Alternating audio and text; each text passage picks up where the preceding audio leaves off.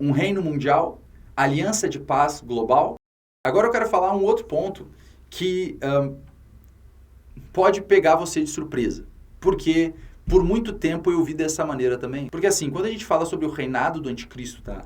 Quem já teve um pouco de contato com esse tipo de estudo, né, já é cristão há algum tempo, já ouviu, né, pode nem ser muito estudado, nem ter entrado a fundo sobre essas profecias, mas se tu já ouviu falar sobre o reinado do anticristo, você já ouviu falar sobre anticristo, você já ouviu falar sobre besta, você já ouviu falar sobre 666, né, você já ouviu falar sobre chip, você já ouviu falar sobre muitas coisas, sobre pacto de paz, sobre nova ordem mundial, provavelmente todos os termos que você já deve ter escutado. E um dos entendimentos, certo, que as pessoas têm, e eu por tempos tive, é de que o reinado do anticristo será um reino global. Global no entendimento de que todos os povos da terra estarão submissos à liderança do anticristo. E eu quero falar um pouco sobre isso. De novo, quando a gente fala do reinado do anticristo, e tu pergunta para as pessoas, como é que vai ser o reinado do anticristo? As pessoas que já tiveram algum contato, muito provavelmente elas vão dizer, vai ser uma nova ordem mundial, certo? Que vai estabelecer um reinado global, onde o anticristo vai liderar todos os povos da terra. Né? Vai ser um pacto de paz. Né? O anticristo vai fazer um pacto de paz mundial, onde haverá uma paz mundial e o anticristo vai reinar sobre todo o mundo e tal, e basicamente na metade desse reinado ele quebra esse pacto de paz e ele faz guerra contra todos aqueles que não o adorarem como Deus. E apesar de que tudo isso que eu falei, se tu pegar profecias, tem alguns pontos que não é que está errado, certo? Não está errado, a ideia geral do que eu acabei de falar não é bíblica. Não é bíblica. E quando eu falo sobre, né, quando eu gravo um vídeo para falar sobre as características do reinado do anticristo, é importante que a gente estabeleça as características de maneira correta. Porque quando você vai ver as características do reinado do anticristo, o que a Bíblia fala sobre o reinado do anticristo, é verdade que o reinado do anticristo ele vai ser um reino poderoso, um reino muito grande. Mas a pergunta é, ele vai ser um reino global? E a Bíblia, na verdade, não mostra isso. Na verdade, biblicamente falando, o único reino que vai ter um domínio global, que todos os reinos da terra estarão submetidos debaixo desse reino, vai ser o reino de Jesus Cristo, vai ser o reino do milênio, certo? Nenhum homem na face da terra, tirando Jesus Cristo, homem, vai conseguir um governo mundial, onde todos os reinos estarão submetidos a ele, certo? Então essa é a ideia, se a gente quando fala do reinado de Cristo, a gente pensa em um reino completamente global, certo? Onde todos os reinos estarão submetidos a eles, onde haverá uma paz mundial, a gente está pegando as profecias bíblicas, pontos que a profecia traz, e expandindo elas para um extremo que ela não traz. A gente está, na verdade, dando entendimento profético, pegando certos princípios proféticos, mas estabelecendo uma visão que vai muito além do que a Bíblia diz. Tá? E um dos pontos que eu quero falar primeiro é, o reino do anticristo não será um reino mundial, não será um reino global, certo? Vamos avançar. Primeira coisa, vamos ver o que a Bíblia fala sobre aqueles que vão ser participantes da aliança que o anticristo vai fazer. Então, quando a gente vê o anticristo, né, uma profecia sobre o anticristo fazendo essa aliança, em Daniel 9, 27a, fala assim, e ele firmará aliança com muitos por uma semana, né, semana de anos, 7 anos, e na metade da semana fará cessar o sacrifício e a oblação. Então, de novo, quando você vai ver especificamente a Bíblia falando sobre essa aliança que o anticristo faz, aqui fala que ele vai fazer uma aliança com muitos, não fala que ele vai fazer uma aliança com todos, ou com o mundo inteiro, ou com todos os reinos da terra. Tá? Só o entendimento da palavra muitos aqui traz o entendimento de que vai sim ser um reino grande, mas não será um reino totalmente mundial, tá? Onde todos os reinos estarão submetidos ao anticristo. Outro ponto é a gente falar sobre a coalizão que vai trazer esse império do anticristo. Quando a gente fala sobre o que a Bíblia fala sobre esse reinado do anticristo que vai emergir, várias e várias vezes as profecias nos apontam para 10 reis, aqueles 10 chifres que estão na cabeça, né, da quarta besta de Daniel, capítulo 7, certo? Aquelas 10 chifres de onde sobe um chifre pequeno que tem boca e olhos de homem, fala grandes coisas, do qual quando esse pequeno chifre sobe, que é o anticristo, 3 desses chifres caem. Em Apocalipse capítulo 17, fala sobre os 10 chifres da besta, que na interpretação da própria visão em Apocalipse 17, fala que estes 10 chifres são 10 reis, que vão receber poder com a besta, certo? E estes 10 reis, eles têm o mesmo intento, de dar toda sua autoridade e poder à besta. Tá, ao anticristo. Está falando do reinado do anticristo. Está falando como o reinado do anticristo será estabelecido. Ele será estabelecido numa coalizão de 10 países, 10 reis, 10 presidentes, né? A Bíblia simplesmente fala de 10 reis que vão receber poder com a besta, tá bom? Então, de novo, a gente vê uma coalizão de 10 reis, 10 países. Aqui não fala sobre um governo mundial, não mostra o reinado do anticristo como começando, como, por exemplo, uma reunião da ONU fazendo uma aliança internacional, onde todos os povos agora são participantes dessa aliança, e quem vai liderar essa aliança é esse homem aqui, esplêndido, né, inteligentíssimo, que vai sanar todos os nossos problemas, e todos os povos se submetem de maneira voluntária a esse reinado do anticristo. Não é isso que a gente vê. O que a gente vê são 10 poderes, 10 reis, subindo ao poder com a besta, e eles pegando toda a autoridade que eles têm e dando a besta, para que ele reine com toda a autoridade que eles possuem, certo? Então, de novo, quando a gente vê o que a Bíblia fala sobre a aliança, fala que ele vai fazer uma aliança com muitos. Quando a gente fala da própria estrutura do reinado do anticristo, fala de 10 reis, não fala de 20, nem de 30, nem de 40, nem de 200, nem de 1000, 10 reis que vão receber poder juntamente com a besta, tá? Então aqui fala em Apocalipse 17, e os 10 chifres que viste são 10 reis que ainda não receberam um reino, mas receberão poder como reis por 1 hora, juntamente com a besta. Estes têm o mesmo intento e entregarão seu poder e autoridade à besta. Um reino em guerra. Daniel 9, 26. E depois das 62 semanas será cortado o Messias, mas não para si mesmo. E o povo do príncipe que há de vir destruirá a cidade e o santuário, e o seu fim será como uma inundação. E até ao fim haverá guerra. Estão determinadas as assolações. E isso é outra coisa que a ideia que a gente acabou estabelecendo como sendo as características do reinado do anticristo, uma das ideias é de que vai ser um reino global. Então, claramente, a gente já vê pontos aqui que não apontam para isso. Mas não só isso, fala que vai ser um pacto de paz, que o anticristo vai fazer um pacto de paz mundial. E é verdade que eu creio que essa aliança que o anticristo vai fazer vai ter, sim, preceitos de paz estabelecidos nessa aliança. Eu tenho certeza que sim, que ele vai estabelecer pactos que estará envolvido acordos bilaterais de paz, de sossego, certo? Nessa aliança de 7 anos, mas a ideia de que o reinado do anticristo vai ser um reinado de paz mundial, onde ele vai reinar de novo sobre todos os povos, todos vão se submeter a ele voluntariamente, certo? E que será um pacto de paz mundial, não é o que a Bíblia mostra. A Bíblia claramente mostra que o anticristo vai ser um homem de guerra e que o reino dele vai ser um reino de guerra. Aqui em Daniel 9 fala que até ao fim haverá guerra, tá? Quer dizer, o reinado do anticristo, ele estará em constante guerra.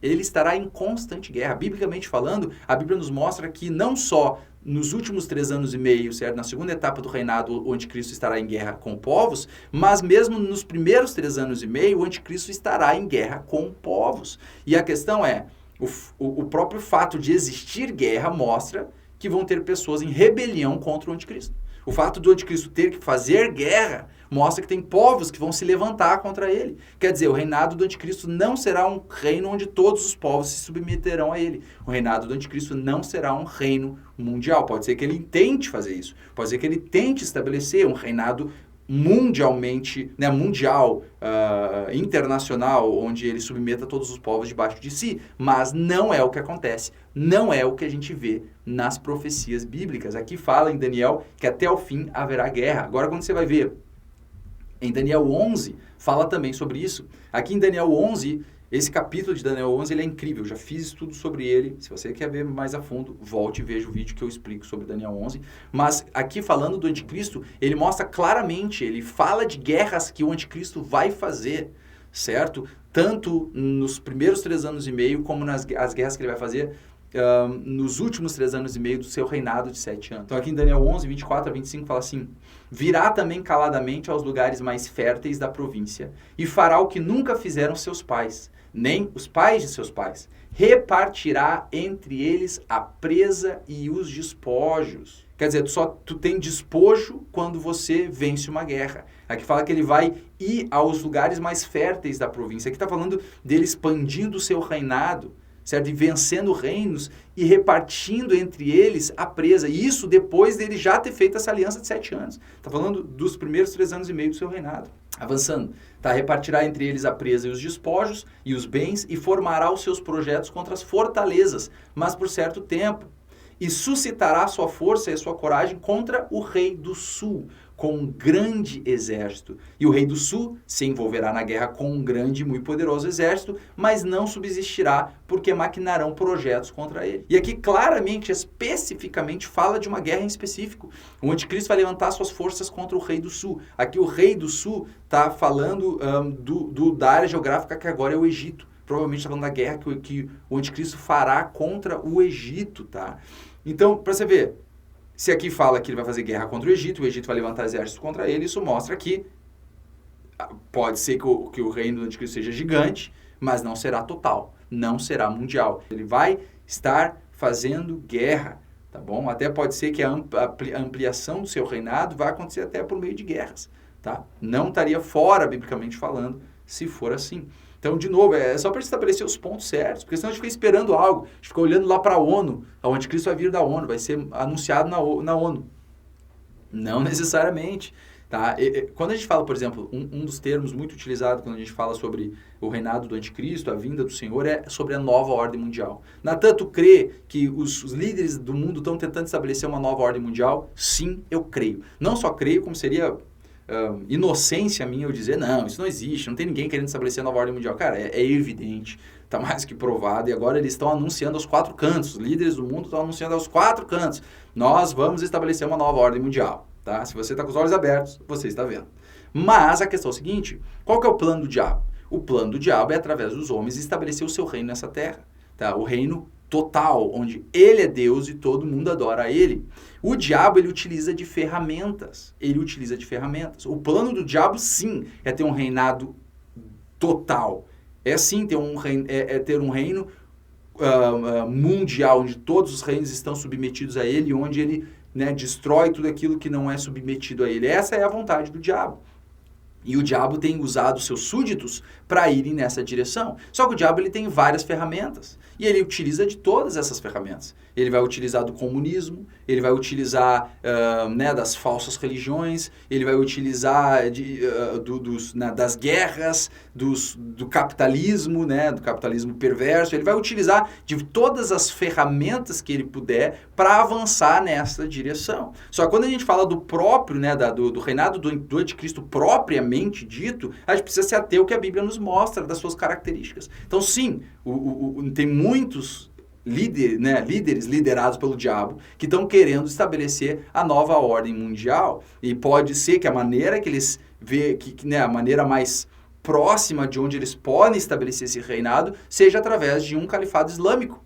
Seja através, né, e pode ser que por esse meio seja o meio mais viável e por isso que o reinado do anticristo traz todas as características que a gente vem falando, certo? Só que o que acontece? Jesus vai acabar com a brincadeira deles.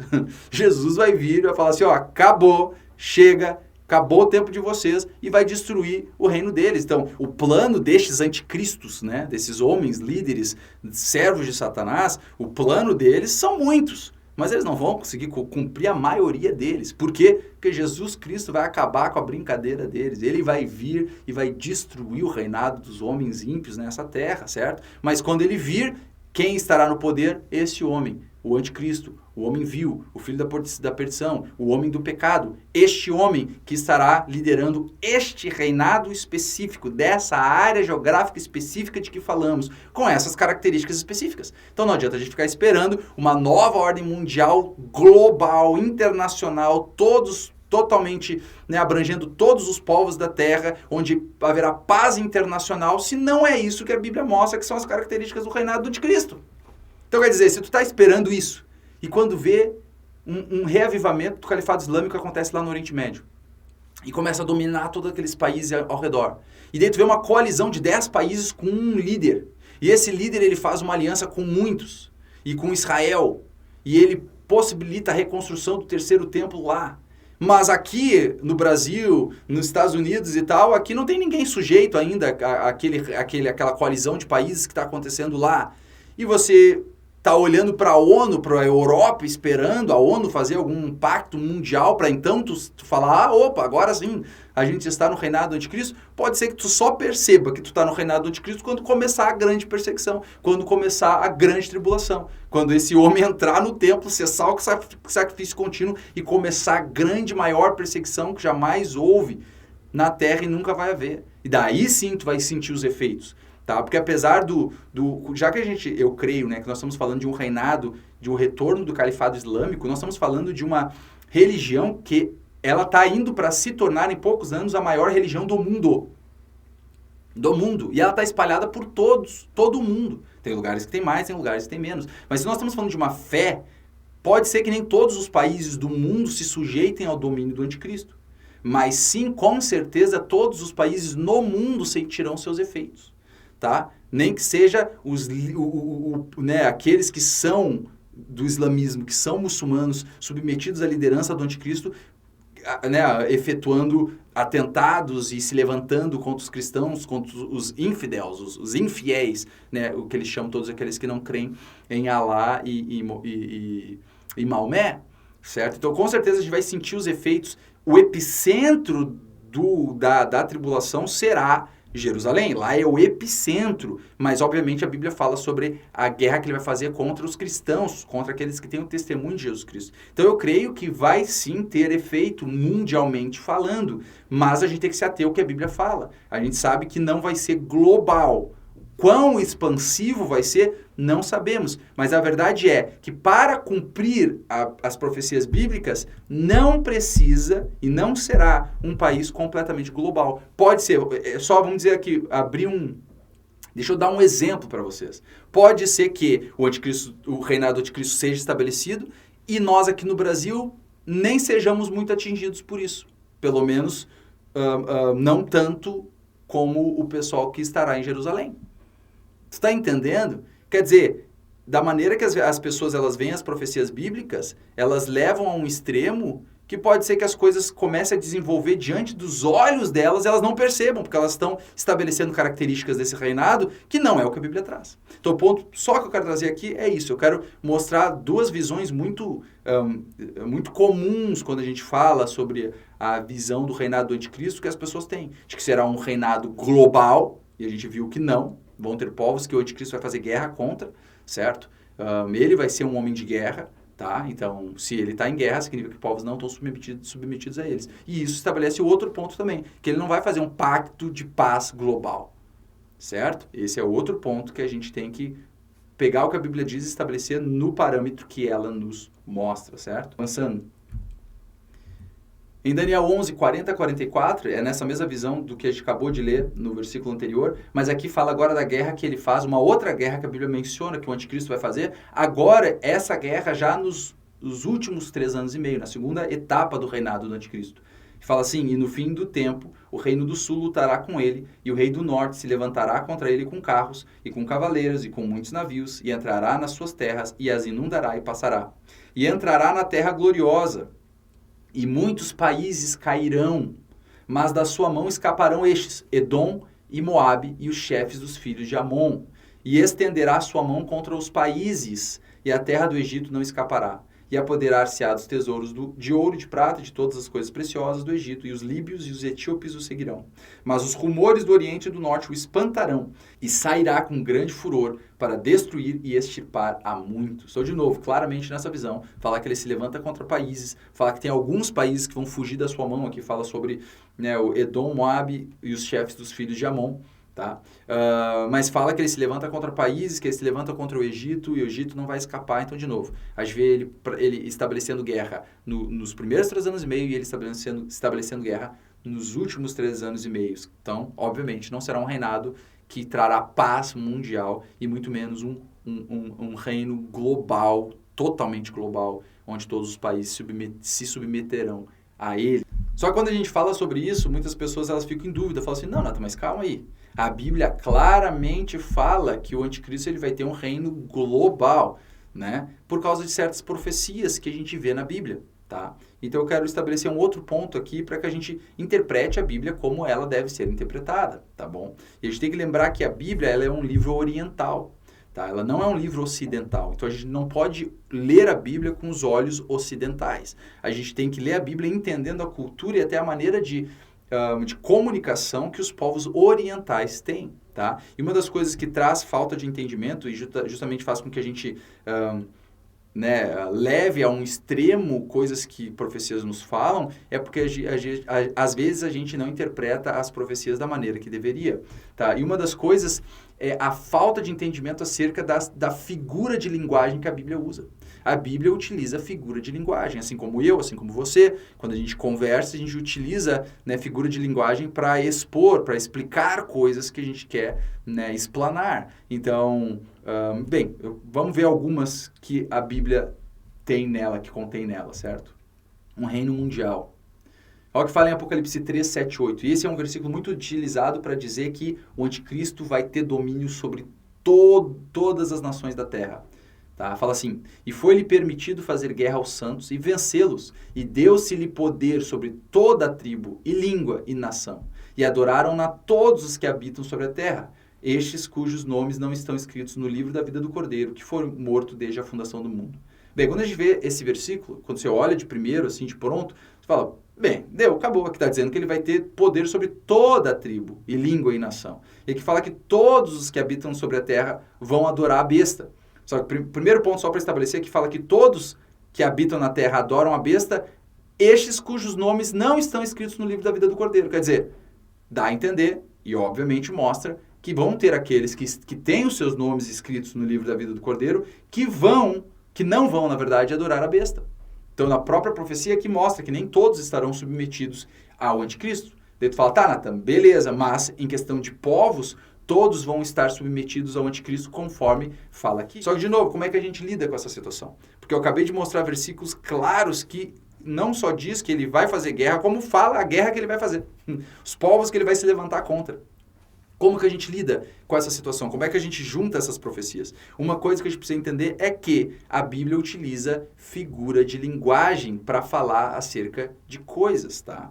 Então, quando aqui fala que deu poder à besta sobre toda a tribo, língua e nação, o que ele está falando? Ele está falando que literalmente o anticristo terá poder sobre todos os povos, toda a tribo, toda a língua, toda a nação, certo? E eu quero utilizar outros exemplos que a Bíblia mesmo usa, querendo se referir a reinos que claramente não dominaram por toda a terra e com todo o poder que às vezes a gente dá no entendimento de quando a gente lê essa passagem. Vamos avançar que eu quero mostrar isso para vocês. Então vamos falar sobre hipérbole bíblica. O que seria hipérbole? De novo, é uma figura de linguagem de exagero. É quando você, ao falar algo, você utiliza uma figura exagerada, uma figura de linguagem exagerada para dar atenção a certo ponto que você quer trazer, certo? Então, um exemplo seria a pessoa falar, nossa, eu estou morrendo de fome. Quer dizer, a pessoa não está literalmente morrendo de fome. Não significa que se ela não comer agora, ela vai morrer nas próximas horas. Ou quando, por exemplo, alguém pega e fala, nossa, gente, eu vim para cá voando. Eu estava atrasado, eu tive que vir voando. A pessoa não está falando que ela veio voando, que ela bateu as asas e veio voando, certo? Ou que ela estava num avião. Ela simplesmente está falando que ela teve que vir muito rapidamente por causa do atraso dela. Então, a gente mesmo utiliza dessa hipérbole, certo? Para, com um exagero de linguagem, de figura e de exemplo, a gente poder trazer atenção a algo que a gente está querendo comunicar. A Bíblia também faz isso. Eu quero mostrar alguns exemplos de hipérbole na Bíblia. Em Números 13, 32 e 33, fala assim, e infamaram a terra que tinham espiado. Aqui, no contexto, é quando Moisés manda 12 espias para verem a terra, né, a terra prometida, e deles voltam. E está falando desse contexto, da informação que esses espias dão acerca da terra. E fala assim, e infamaram a terra que tinham espiado, dizendo aos filhos de Israel, a terra pela qual passamos a espiá-la é terra que consome os seus moradores, e todo o povo que vimos nela são homens de grande estatura. Também vimos ali gigantes, filhos de Anak, descendentes dos gigantes, e éramos aos nossos olhos como gafanhotos, e assim também éramos aos seus olhos. Olha que interessante. Gente, primeiro, eu creio que a Bíblia ela é literal. Eu creio na Bíblia de maneira literal, de capa a capa, certo? Só que tu crer na Bíblia de maneira literal não significa que você não tenha que ler a Bíblia entendendo a informação que ela está trazendo pela forma de interpretação correta. Então, por exemplo, quando a gente vê essas visões dessas bestas, né, esse bode com um chifre que ele pula e salta por toda a terra. Se a gente for ler, a gente fala, não, eu creio na Bíblia literal. Então, quer dizer, algum bode lá no deserto, lá do Oriente Médio, vai saltar e vai atravessar quilômetros de distância com esse chifre e ele vai lutar contra o carneiro e daí vai cair esse chifre, vai crescer 4 chifres. E tipo assim, não, isso aqui vai ser um carneiro mesmo, um animal. Né, as pessoas vão olhar para você e falar, você tá louco, você não tá entendendo que isso aqui é uma figura, é um exemplo, é uma visão profética, quer dizer, esses animais, cada uma dessas figuras tem uma simbologia, traz uma mensagem.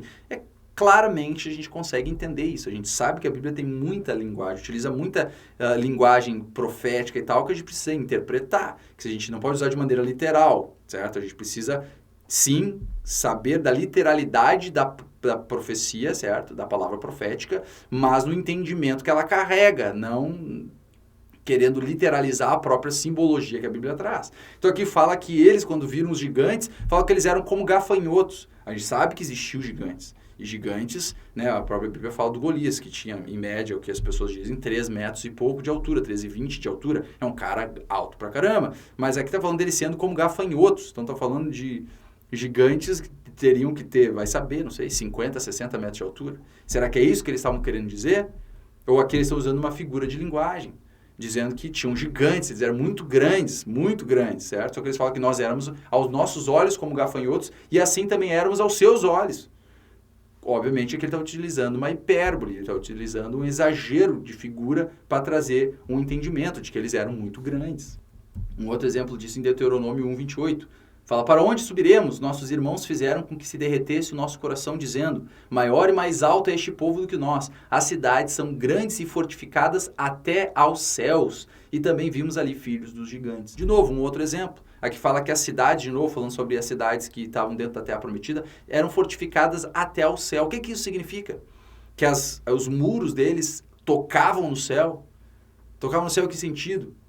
Tinham quantos metros de altura? 7 mil metros de altura, 8 mil, 10 mil metros de altura, 15 mil metros de altura? Não, obviamente não tinha 15 mil metros de altura. Eram fortificações muito grandes, certo? Então eles falam, cara, as cidades eram edificadas até aos céus, querendo dizer que eram muito altas, muito grandes, muito imponentes. Então, de novo, é um exemplo, uma hipérbole, é um exagero figurativo para trazer um entendimento, tá?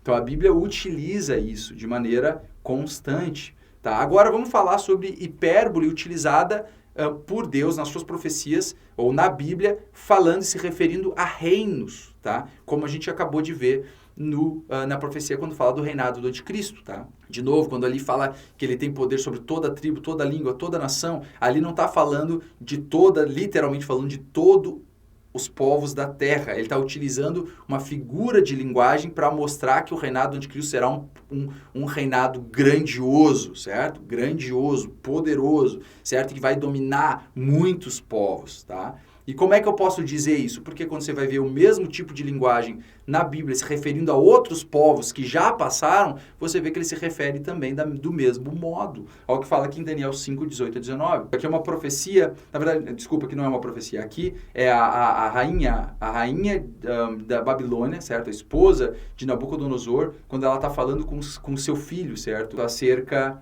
do pai dele. Ela fala assim, ó rei, Deus, o Altíssimo, deu a Nabucodonosor, teu pai, o reino e a grandeza e a glória e a majestade. E por causa da grandeza que ele deu, todos os povos, nações e línguas tremiam e temiam diante dele. A quem queria matava, e a quem queria conservava em vida, e a quem queria engrandecia, e a quem queria abatia. Então, olha que interessante. A maneira como ela fala sobre o reinado de Nabucodonosor, aqui é quase que idêntico à maneira como é falado sobre o reinado do anticristo. Aqui fala que ele tinha uma grandeza dada por Deus, de tal maneira que todos os povos, nações e línguas tremiam e temiam diante dele. Se tu for estudar historicamente falando, obviamente isso não aconteceu de maneira literal no entendimento de que todos os povos da terra estavam submissos a Nabucodonosor. Isso não é verdade. Teve povos na face da terra que nem souberam da existência de Nabucodonosor, muito menos serem dominados por eles. Por ele, certo? Então, de novo, isso aqui não tira nada da credibilidade da Bíblia, simplesmente nos mostra que a gente tem que ler a Bíblia no entendimento do que ela nos traz, não querendo impor a Bíblia ou as profecias no entendimento que a gente quer, certo? Ou levar elas a uma expansão de entendimento que não é o que a Bíblia está trazendo. Agora, porque você pode falar assim, tá, Natan, mas aquilo ali é a rainha, né? Só está citando o que ela falou, ela está exagerando ao falar do reinado de Nabucodonosor, né? Mas ali não é Deus falando igual Deus falou na visão que Deus deu a João lá em Apocalipse. Tá, mas olha esse exemplo aqui, tá? Aqui, o que a gente vai ler em Daniel 4, aqui fala sobre um sonho que Nabucodonosor teve de Deus, tá? Um outro sonho que ele teve, e a interpretação que Daniel dá a ele acerca desse sonho que ele teve, tá bom? E olha o que fala. A árvore que viste, que cresceu e se tornou forte, cuja altura chegava até ao céu, e que foi vista por toda a terra, cujas folhas eram formosas e o seu fruto abundante, e em que para todos havia sustento, debaixo da qual moravam os animais do campo, e em cujos ramos habitavam as aves do céu. És tu, ó rei, que cresceste e te fizeste forte. A tua grandeza cresceu e chegou até ao céu, e o teu domínio até a extremidade da terra. Viu? Então aqui é Daniel falando, Daniel dando a interpretação do sonho que Deus deu a Nabucodonosor. E quando ele dá a interpretação, ele fala, ó, Deus te deu um reino tão poderoso e que teu domínio foi até a extremidade da terra. De novo, se tu olhar isso de maneira literal, você vai falar, caramba, cara, o reinado de Nabucodonosor dominou até as extremidades do céu, então foi um reinado global. Não foi um reinado global. Se você tem acompanhado os vídeos, você viu lá quando eu mostrei o reinado da Babilônia, qual área geográfica eles dominaram, você vê que foi bem localizado, foi bem regional. Foi um império amplo, grande, principalmente para a época, mas não chegou nem perto de ser um reinado global, um reinado mundial. De novo, é uma hipérbole, é uma figura de linguagem. Simplesmente está falando do teu reino foi um reino gigante, foi um reino grande. Deus te deu um reino esplêndido. É basicamente o que está falando nessa profecia. Em Daniel 2,39, um outro exemplo, aqui falando acerca do reinado da Grécia, certo? Na visão da estátua.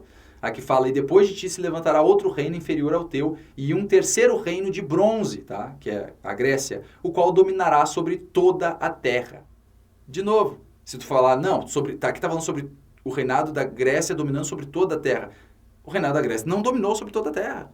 Toda a terra no entendimento de toda a terra de maneira completa, tá? Claramente que pode estar falando de toda a terra no entendimento daquela terra geográfica ali do reinado, onde o reinado, né, onde o povo de Israel se encontrava e os povos ao redor. Mas, de novo, a interpretação de o quanto isso significa, né, tu tem que estabelecer de acordo com o que a gente sabe historicamente falando. Então, aqui, quando a gente vê a Bíblia falando dessa maneira, falando desse domínio grande e a maneira como ele utiliza, simplesmente ele está utilizando de um exagero de linguística, né, um exagero, uma hipérbole, para falar acerca de um reinado. Ele está falando que ele vai ser um reinado muito grande. Porque isso explica, tá? Explica como é que a gente consegue entender essa profecia de Apocalipse que fala que a besta recebe poder sobre toda os povos, tribos, línguas e nações. Como é que a gente encaixa isso com as outras profecias que claramente mostram que ele está em guerra com outros povos, que tem povos se rebelando contra ele,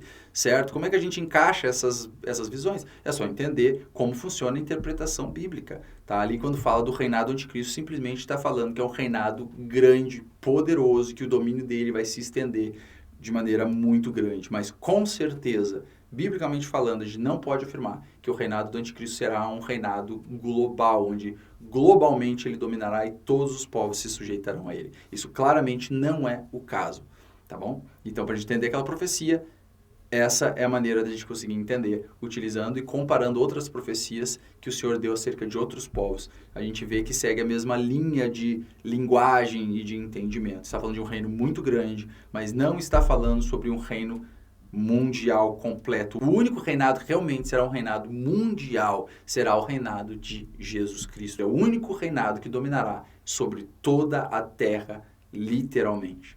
Certo?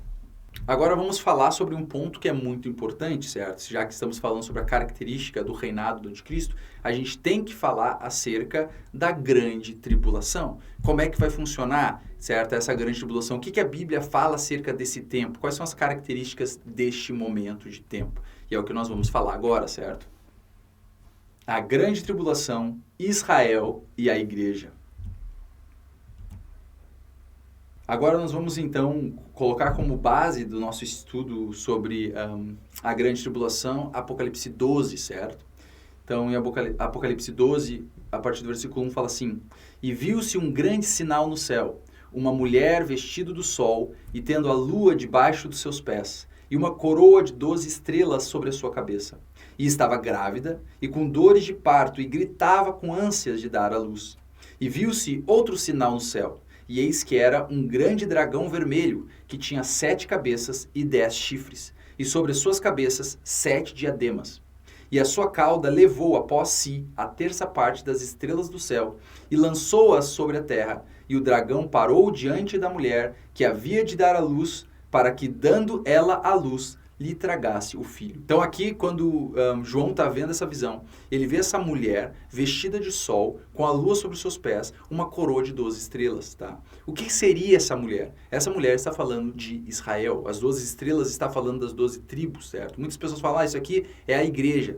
Não é a igreja. A igreja não deu à luz Jesus. Jesus ele veio dos judeus, como Jesus falou para a mulher samaritana. A salvação vem dos judeus, tá bom? Então, Jesus veio dos judeus. A mulher simboliza a Israel, tá? Um outro exemplo, quando a gente vê esses mesmos símbolos, tá? O sol, 12 estrelas, a lua, a gente vê quando José ele tem um sonho. Sempre que José ele tem um sonho do sol e a lua e 11 estrelas se prostrando diante dele, certo? E ali na visão simbolizava os seus irmãos, né, o seu pai e a sua mãe. Tá? Então, Jacó, a sua mãe, que era Raquel, e seus 11 irmãos. Só que os 11 irmãos ali, nem todos eram filhos de Raquel, certo? Nem todos eram filhos de Raquel. Então, a interpretação que a gente pode ter, unindo com essa visão aqui, está falando simplesmente dos patriarcas. Está falando de Abraão, Sara e os 12 patriarcas que foram os pais das 12 tribos de Israel.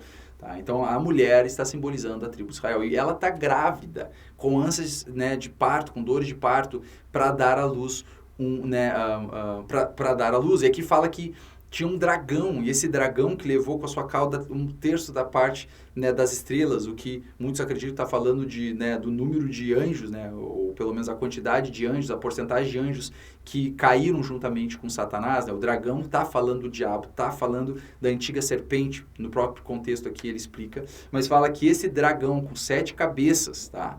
Quer dizer, que é o espírito por trás dos 7 reinos, né, que a gente já viu, né, Egito, Assíria, Babilônia, Medo-Pérsia, Grécia, o Califado Islâmico, o ressurgimento do Califado Islâmico, o domínio do Anticristo, né, o poder espiritual que está por trás desses 7 reinos, essa besta, esse dragão com 7 cabeças, ele para diante da mulher para que quando ela desse o seu filho, ele pudesse tragar esse filho.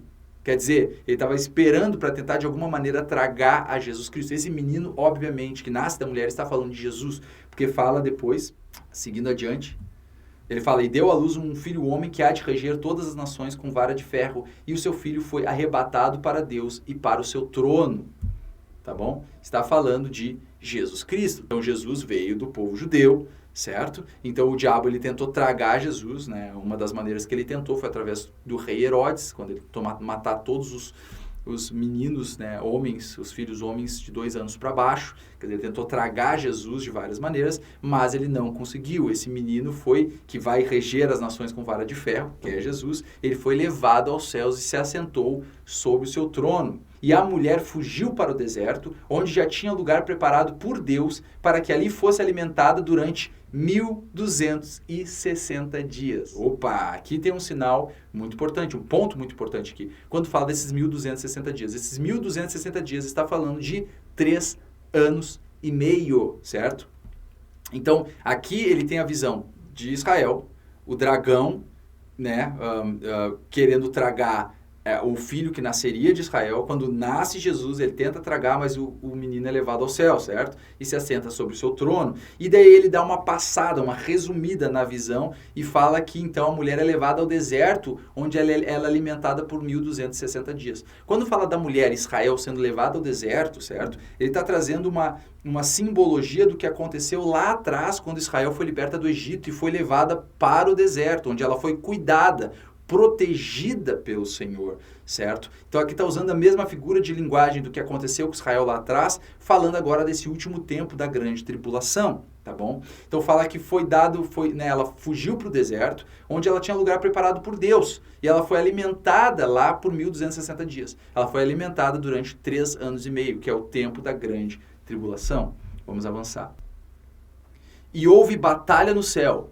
Miguel e os seus anjos batalhavam contra o dragão, e batalhavam o dragão e os seus anjos, mas não prevaleceram, nem mais o seu lugar se achou nos céus. E foi precipitado o grande dragão, a antiga serpente chamada o Diabo, e Satanás que engana todo mundo. Ele foi precipitado na terra, e os seus anjos foram lançados com ele. E ouvi uma grande voz no céu que dizia: agora é chegada a salvação, e a força, e o reino do nosso Deus, e o poder do seu Cristo, porque já o acusador de nossos irmãos é derrubado, o qual diante do nosso Deus os acusava de dia e de noite. E eles o venceram pelo sangue do Cordeiro e pela palavra do seu testemunho, e não amaram as suas vidas até a morte. Por isso, alegrai-vos, ó céus, e vós que neles habitais. Ai dos que habitam na terra e no mar, porque o diabo desceu a vós e tem grande ira, sabendo que já tem pouco tempo. Olha, interessante. Depois de falar da mulher, ela tem o filho, o dragão não consegue tragar, o filho é levado aos céus, né? Esse menino que há de reger as nações com vara de ferro, ele se assenta sobre o seu trono, ela é levada ao deserto, onde é alimentada por 1260 dias, ela é alimentada por 3 anos e meio. E daí ele começa a ter essa visão, onde ele vê Miguel, o arcanjo Miguel, batalhando com o dragão e seus anjos. Então, Miguel e seus anjos batalhando contra o dragão e seus anjos, contra o diabo e seus anjos. E o dragão, o diabo, ele perde essa batalha e é lançado na terra. Tá? Isso é uma coisa que muitos se perguntam, quando que isso vai acontecer? O diabo já foi lançado na terra? Ele vai ser lançado na terra? Né? Ele está sendo lançado na terra? Como é que funciona isso? E a verdade é que quando você estuda as profecias, tu consegue saber exatamente o tempo que está falando isso aqui. Quando que Satanás será lançado na terra? Ele será lançado na terra exatamente no momento em que vai começar a grande tribulação, certo? Porque é após ele ser lançado na terra que começa esse tempo de grande tribulação que nunca houve desde o começo do mundo e nem haverá. Jamais, tá? É quando Satanás é lançado na terra que é o começo da grande tribulação. É o mesmo momento de tempo quando o anticristo ele vai estabelecer a abominação desoladora. E uma profecia que concorda com isso é em Daniel capítulo 12. Em Daniel capítulo 12, versículo 1, fala assim: e naquele tempo se levantará Miguel, o grande príncipe, de novo, o arcanjo Miguel, mesmo que está falando aqui em Apocalipse, que se levanta a favor dos filhos do teu povo. E haverá um tempo de angústia, qual nunca houve, desde que houve nação, até aquele tempo. Mas naquele tempo livrar-se-á o teu povo, todo aquele que for achado escrito no livro. Então, olha que interessante, a maneira como é escrito essa profecia nos aponta para várias outras profecias. Aqui primeiro fala que o Miguel se levanta a favor do povo, certo? A favor do povo de Israel, tá? E daí diz que haverá então, nesse momento quando ele se levantar, haverá um tempo de grande angústia, como nunca houve desde que teve nação. Isso aí claramente nos aponta para essa profecia de Apocalipse 12, tá? Também nos aponta para Mateus 24, quando Jesus fala que quando a abominação da desolação, que falou o profeta Daniel, está no lugar santo, ele fala, né, para as pessoas fugirem, ele fala porque haverá tão grande tribulação como nunca houve nem haverá jamais. Quer dizer, as características desse tempo é exatamente o que aqui Daniel está falando. Aqui fala que nesse tempo que Miguel se levantar, vai ter um tempo de angústia, qual nunca houve desde que houve nação até aquele tempo. É exatamente o mesmo tipo de linguagem que Jesus utiliza para falar da grande tribulação. Estamos falando do mesmo tempo. Então, de novo, a gente consegue linkar essas duas profecias. Quando Miguel ele se levanta e batalha contra o dragão e seus anjos, eles são lançados na terra, é o mesmo momento que começa esse momento de grande angústia, que nunca houve nem haverá. Esse tempo de grande tribulação que nunca teve igual, certo? Que começa no momento que o sacrifício contínuo é tirado, quando é estabelecido pelo anticristo a abominação desoladora. E olha que interessante, fala que naquele tempo livrar-se-á o teu povo, todo aquele que for achado no livro. Está falando de um livramento que vai ter, que o povo de Israel terá. Só que aqui ele não está falando sobre todo o povo de Israel, como se todos aqueles que são judeus na carne vão ser livres, porque isso vai diretamente contra outras profecias que claramente mostram que muitos vão morrer. Muitos dos judeus vão morrer, mulheres vão ser forçadas, é o que fala em Zacarias, a gente vai ver isso mais para frente. Muitas pessoas vão perecer nesse tempo, dos judeus, mas aqui não está falando do judeu que é judeu na carne apenas. Ele está falando daqueles que estão escritos no livro, está falando daqueles que são judeus sinceros, que têm a fé genuína para com o seu Deus, certo? Avançando. E quando o dragão viu que fora lançado na terra, perseguiu a mulher que dera à luz o filho homem. Então, de novo, quando o dragão ele é lançado na terra, que momento é esse? É no momento da grande, quando tem a abominação desoladora, o momento que começa a grande tribulação. Quando ele é lançado na terra, o que ele faz? Ele persegue a mulher que deu à luz o filho homem. Ele persegue Israel. Ele persegue Israel. Jerusalém cercada, a perseguição contra a mulher. Daniel 12, 1. Então esse aqui é o versículo que a gente acabou de ler, tá bom? E naquele tempo se levantará Miguel, o grande príncipe que se levanta a favor dos filhos do teu povo, e haverá um tempo de angústia, qual nunca houve desde que houve nação até aquele tempo. Mas naquele tempo livrar-se-á o teu povo e todo aquele que for achado escrito no livro. Então, de novo, é o que eu acabei de explicar. Olha que interessante, porque muitas das vezes quando a gente pensa sobre a grande tribulação, a gente não presta atenção nesse ponto muito importante, tá? O foco da perseguição que acontece pelo anticristo na grande tribulação, o foco está em Israel, tá? Então quer dizer que nós, os cristãos, não seremos perseguidos? Sim, nós seremos perseguidos e até mesmo todos aqueles que não se sujeitarem ao domínio do anticristo, todos aqueles que não verem em o anticristo objeto de adoração, certo? Paulo ele fala isso, que ele se levanta contra tudo aquilo que se chama Deus ou é adorado.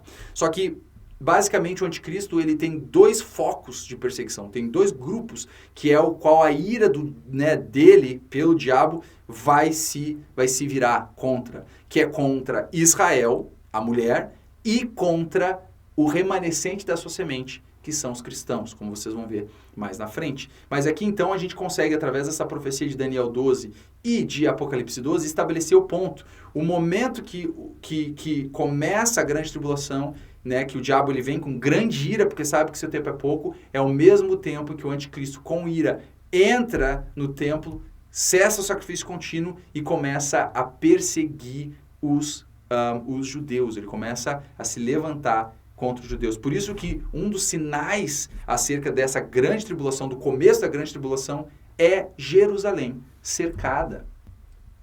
Em Lucas 21, 20 a 14, Jesus estabelece exatamente esse ponto. Ele fala, mas quando virdes Jerusalém cercada de exércitos, sabei então que é chegada a sua desolação.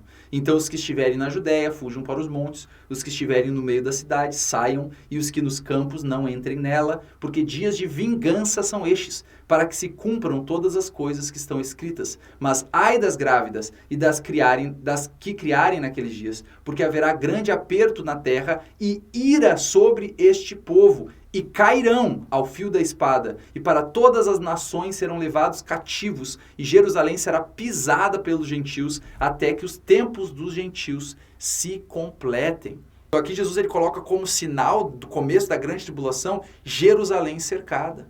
De novo, o foco da perseguição é contra Jerusalém, contra os judeus, contra a aliança que Deus tem com aquele lugar e com aquele povo. Tá? Apesar de sim, nós somos a Jerusalém celestial, nós somos os verdadeiros judeus, os que são circuncidados no coração e não na carne, como Paulo fala, o mesmo Paulo fala que os dons e a vocação de Deus são sem arrependimento. Então que eles, os judeus, eles são amados por causa dos pais. Então tem promessas que Deus fez ao povo judeu físico que Deus vai cumprir.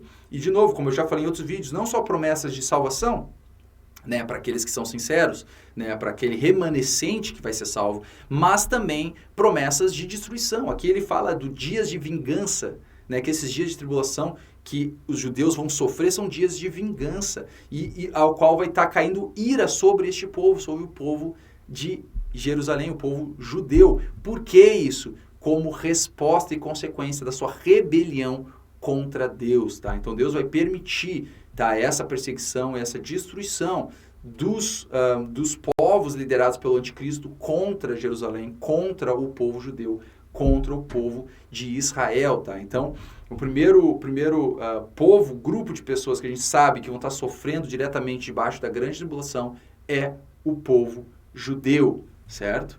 Até cumprindo de novo a ira de Deus que tem para cair sobre eles por causa da sua rejeição e rebelião contra Deus. Em Zacarias 14:2 fala assim: porque eu ajuntarei todas as nações para peleja contra Jerusalém.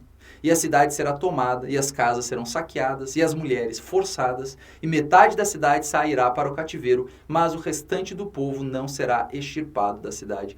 De novo, uma profecia em Zacarias falando desse dia de grande tribulação, esse momento de grande tribulação. Fala que Deus vai ajuntar as nações para peleja contra Jerusalém. Tá? Isso aí a gente vê constantemente, né? A Bíblia chama a Síria como sendo a vara que Deus usou para trazer juízo sobre Israel, certo? Sobre as 10 tribos do norte de Israel que se rebelaram contra o Senhor. O Senhor constantemente, e isso ele fala, na lei de Deus, quando Deus ele estabelece as bênçãos e as maldições, uma das maldições é que os povos, né, dos quais se os judeus se sujeitassem, os hebreus se sujeitassem a eles e aos deuses deles, fala que estes povos, eles seriam como espinhos, como fumaça nos seus olhos, que eles oprimiriam a eles, que eles comeriam aquilo que eles plantassem. Quer dizer, eles seriam sujeitos a esses povos ao seu redor, e a gente vê isso constantemente quando os judeus, quando os israelenses, os hebreus, eles se rebelavam contra Deus, Deus permitia então como uma punição, como cumprimento da maldição que ele falou, da lei, uma das coisas que aconteceria é que eles seriam subjugados por outros povos. Daí quando eles se arrependiam, se submetiam ao Senhor novamente, o Senhor livrava eles. Então, quando a gente vê o reinado do anticristo, é a mesma coisa. O Senhor permite que isso aconteça por causa da recompensa e da maldição sobre o povo judeu, por causa da sua rebelião contra o Senhor, certo? E depois que acontece isso, que eles recebem a ira, o tempo da ira deles se cumpre, daí Jesus volta e livra eles de tamanha opressão, tá? Mas vamos avançar aqui. Continuando Apocalipse 12. E foram dadas à mulher 2 asas de grande águia, para que voasse para o deserto, ao seu lugar, onde é sustentada por um tempo e tempos e metade de um tempo, fora da vista da serpente. Olha que interessante isso. Aqui fala de novo da mulher, Israel, sendo levada ao deserto. Lá no começo, quando eu falei que ele dá um resumão da visão, e agora ele entra em mais detalhes, ele fala sobre ela fugindo para o deserto, onde ela tem um lugar preparado por Deus para ser alimentada no deserto por 1.260 dias. Aqui ele não fala de 1.260 dias, ele utiliza outro tipo, né? Ele fala de outra maneira sobre esse mesmo momento de tempo. Ele fala de por um tempo, tempos e metade de um tempo. Está falando de 3 anos e meio, 1.260 dias. Então fala que é dada à mulher 2 asas de grande águia para que ela voe ao deserto. De novo, é a mesma simbologia de quando Deus ele liberta o povo do Egito para o deserto, onde ele cuida do povo dele no deserto, no caminho para o cumprimento da promessa dele, onde ele levaria eles para a terra prometida, certo? É uma direta alusão ao que aconteceu lá atrás da libertação do povo de Israel do Egito, certo? E fala que ela é sustentada no deserto, no seu lugar, por um tempo, tempos e metade de um tempo, fora da vista da serpente. Aqui está falando de Israel sendo preservado, um livramento vai acontecer para Israel. Mas olha, como é que Deus vai estar livrando Israel se é o mesmo Deus que vai estar trazendo povos para lutarem contra Israel como recompensa do pecado deles contra ele? O que isso significa? claramente que o povo de Israel vai sofrer debaixo da mão do anticristo, mas aqui está falando sobre qual Israel? A Israel, aqueles que estão escritos no livro. Está falando daqueles que Paulo vai chamar do remanescente, aqueles que foram eleitos segundo a graça de Deus, tá? Aqueles que creram em Deus, aqueles que tinham a fé genuína para com o seu Deus e Deus de seus pais, aqueles que realmente tinham coração para, né, Jeová, para Deus de Abraão, de Isaac e de Jacó. Estes, em meio a toda tribulação, serão preservados e protegidos durante os 1260 dias, durante o tempo e tempos e metade de um tempo, durante os 3 anos e meio. Continuando. E a serpente lançou da sua boca, atrás da mulher, água como um rio, para que pela corrente a fizesse arrebatar. Lembra que em várias profecias fala que o anticristo ele vai vir como braços de inundação, falando sobre esse momento de grande tribulação. Basicamente está falando dos povos, acredito que ele está falando dos povos que vão estar guerreando contra Jerusalém como uma inundação de água, certo? Então eu acredito que está falando sobre isso. Daí fala que e a terra ajudou a mulher, e a terra abriu a sua boca e tragou o rio que o dragão lançara da sua boca. Então, de alguma maneira, o Senhor vai estar livrando a verdadeira Israel, a Israel, o remanescente que Deus separou, né, daqueles que creram nele, tá? Para serem preservados mesmo em meio a essa grande tribulação. E esse remanescente são aqueles que a Bíblia numera, os 144 mil selados, que em Apocalipse a gente encontra. Avançando. Em Deuteronômio 32, 11 a 12, a gente vê da onde a profecia de Apocalipse 12 utiliza essa figura de linguagem falando da águia. Tá? Ele fala que é dado duas asas de águia para a mulher e ela é levada ao deserto. Aqui em Deuteronômio 32, quando fala sobre Deus libertando o povo do Egito, ele fala: como a águia desperta a sua ninhada, move-se sobre os seus filhos, estende as suas asas, toma-os e os leva sobre as suas asas, assim só o Senhor o guiou e não havia com ele Deus estranho. Está falando sobre, de novo, o livramento que Deus deu a Israel do Egito quando ele levou ele pelo deserto. Aqui está falando sobre a direção que Deus dará ao povo dele em Israel, daquele remanescente que ele vai proteger, guiar, sustentar durante esses 3 anos e meio de grande tribulação. Avançando. Continuando o Apocalipse. E o dragão irou-se contra a mulher e foi fazer guerra ao remanescente da sua semente, os que guardam os mandamentos de Deus e têm o testemunho de Jesus Cristo. Então, olha que interessante, que quando o dragão ele não consegue, ele se ira contra a mulher, ele não consegue destruir ela completamente, ele se vira e faz guerra contra quem? Contra o remanescente da sua semente. Essa palavra remanescente no original simplesmente significa o restante, o resto, aquilo que sobrou. Tá? Não está falando do remanescente como uma porção específica, como uma primícia, tá? O que é o entendimento quando a gente fala dos remanescentes do povo de Israel. Como Isaías falou, ainda que a tua semente seja mais numerosa do que as areias do mar da praia, só um remanescente será salvo. Está falando apenas uma porção disso, como primícia vai ser preservada por causa do endurecimento, de Israel contra Deus. Aqui não está, esse remanescente está falando simplesmente o restante, aqueles que também têm o testemunho de Jesus Cristo, aqueles que são povo de Deus, aqueles que Deus tem aliança com eles. Aqui está falando de nós. Foi fazer guerra ao remanescente da sua semente. Quem são esses? Os que guardam os mandamentos de Deus e têm o testemunho de Jesus Cristo. A perseguição contra a igreja. Aqueles que têm o testemunho de Jesus Cristo. Então, de novo, o intuito aqui é basicamente mostrar a característica da grande tribulação, certas características, alguma delas. E mostrando basicamente os 2 grupos, que vão ser o foco da perseguição do anticristo na grande tribulação. A primeira a gente já falou, é a mulher, é Israel. E o segundo foco é o resto da sua semente, a igreja.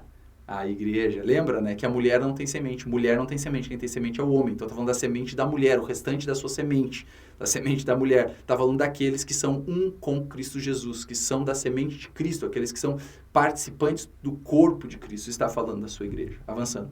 E foi-lhe permitido fazer guerra aos santos. Aqui é Apocalipse 13, tá? Que estabelece esse ponto, Apocalipse 13, 7 a 10.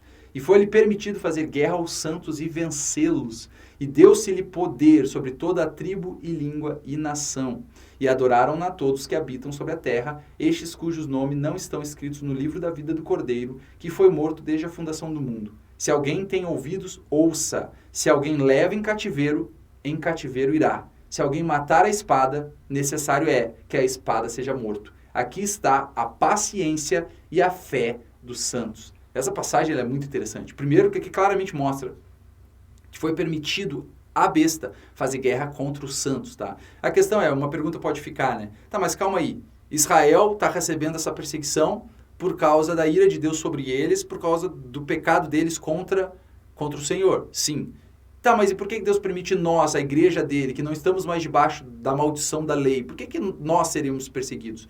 Porque eles estão sofrendo isso como uma recompensa do seu pecado e nós estamos sofrendo isso por amor a Cristo Jesus. Como Paulo fala, a vós vos foste concedido não somente a crer nele, mas também a padecer por ele, certo? Então, nós cumprimos em nós o restante das aflições de Cristo pelo seu corpo, que é a igreja. Quer dizer, Jesus ele falou isso, que nós seríamos perseguidos e odiados por todos por causa do nome dele, certo? Então isso é algo que para nós, como filhos de Deus, como santos do Senhor, não é algo, não é um castigo de Deus. A gente sofre com bom ânimo as boas aflições, como bons soldados de Jesus Cristo. Por quê? Porque a gente não ama a nossa vida até a morte. Nós somos participantes não só da vitória de Jesus Cristo, mas mesmo das aflições dele, certo? Então são duas perspectivas diferentes dessa mesma tribulação. Mas nós não é uma recompensa do nosso pecado, é sim uma participação dos sofrimentos de Cristo, que nós, com prazer, iremos sofrer e participar, certo? Então, e aqui é interessante que fala no final, no finalzinho ele fala, aqui está a paciência e fé dos santos. Olha o que ele fala antes. Se alguém leva em cativeiro irá. Se alguém matar a espada, necessário que a espada seja morto. Aqui está a paciência e fé dos santos. Está falando, olha, a maneira como a gente deve agir nesse momento de grande tribulação é, não peguem espada, não peguem armas. Não é para a gente fazer guerra, não é para a gente se armar e fazer guerra contra aqueles que estão trabalhando a favor do anticristo e da besta. Não é para a gente levar em cativeiro, não é para a gente prender. É para a gente sofrer as aflições como bons soldados de Jesus Cristo. É para a gente pregar o Evangelho. É para a gente ser luz nesse momento de maior trevas na terra. E é para a gente sofrer de bom ânimo, certo? As aflições de Cristo Jesus, né? Porque é o que fala em Apocalipse, né? E eles o venceram pelo sangue do Cordeiro, pela palavra do seu testemunho, não amaram suas vidas até a morte. Amém? Então, aqui já nos dá instruções acerca de como nós, como cristãos, devemos passar por esse momento de tribulação. Olha o que fala em Apocalipse 12, 11, né? E eles o venceram pelo sangue do Cordeiro, pela palavra do seu testemunho, e não amaram as suas vidas até a morte. Então, é o versículo que eu acabei de citar. Então, de novo, estes que vão estar sendo guerreados pela besta, esses santos, eles não vão amar sua vida até a morte. De bom grado, a gente entrega a nossa vida pelo Senhor Jesus, como muitos irmãos estão hoje mesmo entregando suas vidas por amor a Cristo em vários lugares do mundo. Em Apocalipse 7, 13 a 14, falando de novo sobre a perseguição que a igreja vai receber, uma visão que João tem, fala assim, ele tá lá no céu e ele vê pessoas vestidas de vestes brancas, né? E daí um dos anciãos, quer dizer, um ser celestial, pergunta para João, e um dos anciãos me falou dizendo, estes que estão vestidos de vestes brancas, quem são e de onde vieram? E eu disse-lhe, Senhor, tu sabes. E ele me disse, estes são os que vieram da grande tribulação e lavaram suas vestes e as branquearam no sangue do Cordeiro. Então, de novo, aqui claramente mostra, né, irmãos que vão estar lá diante de Deus que vieram da grande tribulação. Quer dizer, pessoas que foram perseguidas e mortas nesse tempo de grande tribulação, onde eles não amaram suas vidas até a morte. E muitos vão morrer, certo? Fisicamente, vão ser vencidos pelo anticristo fisicamente, certo?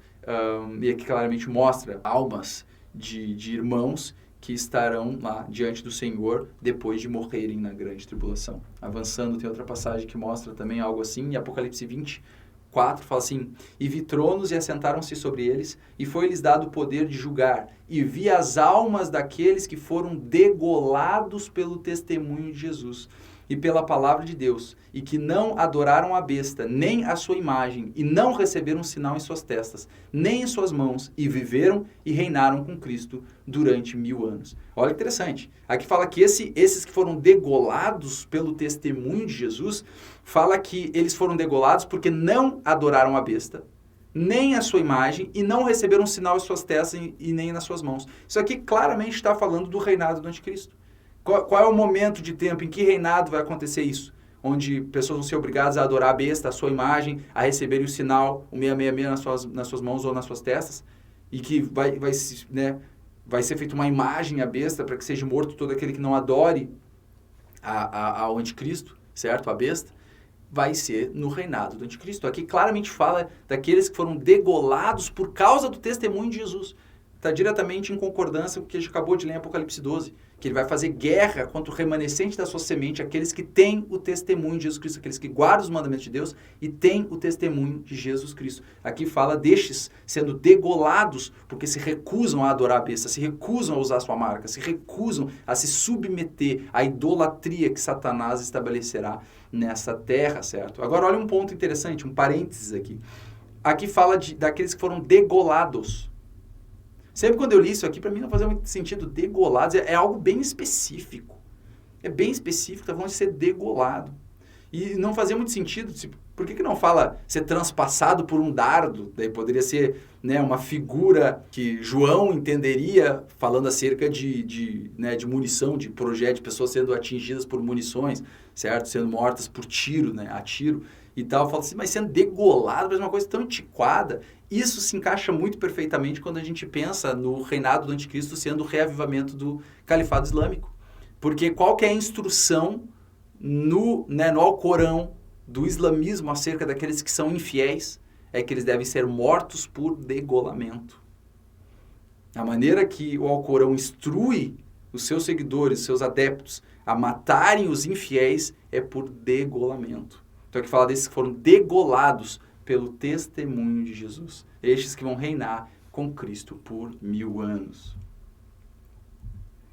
Em Filipenses 1, 29 a 30 fala: porque a vós vos foi concedido em relação a Cristo, não somente crer nele, como também padecer por ele, tendo o mesmo combate que já em mim tendes visto, e agora ouvis estar em mim.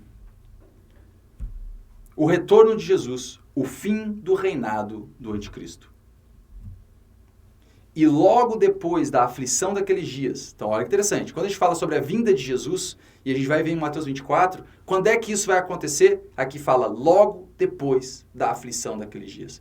Que aflição? Essa aflição que a gente acabou de falar, a grande tribulação, que vai durar 1260 dias, 3 anos e meio, certo? E no próprio contexto de Mateus 24 é exatamente isso, porque essa aflição daqueles dias que Jesus está mencionando aqui em Mateus 24, ele está no contexto do que ele acabou de falar um pouco anteriormente ali nesse capítulo 24, quando ele fala da grande tribulação que vai acontecer após a abominação desoladora ser estabelecida no lugar santo pelo anticristo, certo?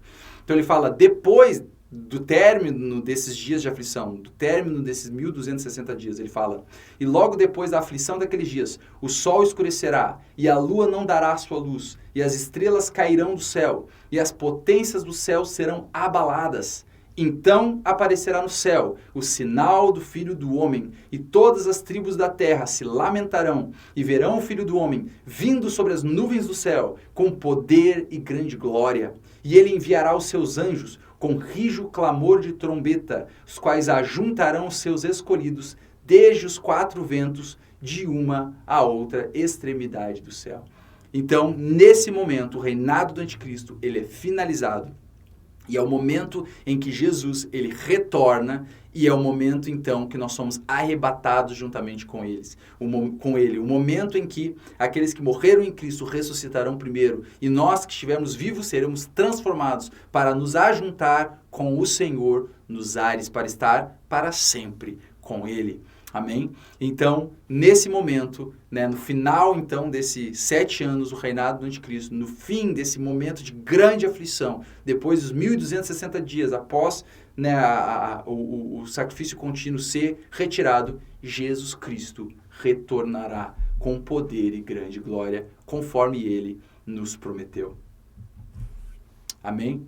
Então, irmãos, como eu falei nesse estudo de escatologia bíblica, eu nunca tive uma pretensão de falar sobre todos os aspectos referentes a esse tempo e as profecias que falam sobre esse tempo, até porque eu não teria condições de fazer isso, certo? Tem muitas coisas que eu estou aprendendo, muitas coisas que eu vou continuar aprendendo e creio que continuarei aprendendo até a vinda de Jesus acerca desse assunto, porque a profundidade é gigantesca, as profecias são muitas.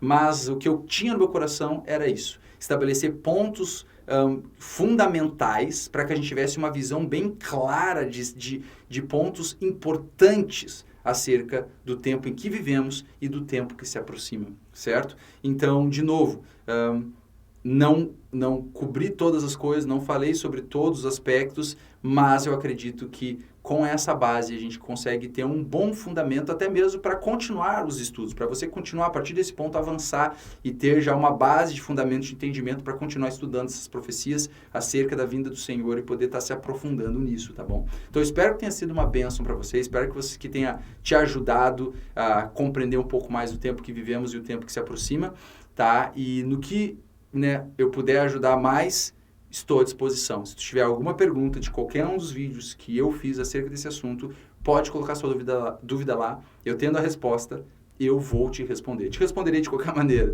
mesmo se eu não tiver resposta. Mas, melhor se eu tiver. Então, fique à vontade. O que eu puder te ajudar, estou à disposição, tá? Então, aqui com esse vídeo, eu estou finalizando essa série sobre escatologia bíblica. Tá bom? E a partir de agora eu vou ir para outra direção que o Senhor tem colocado no meu coração.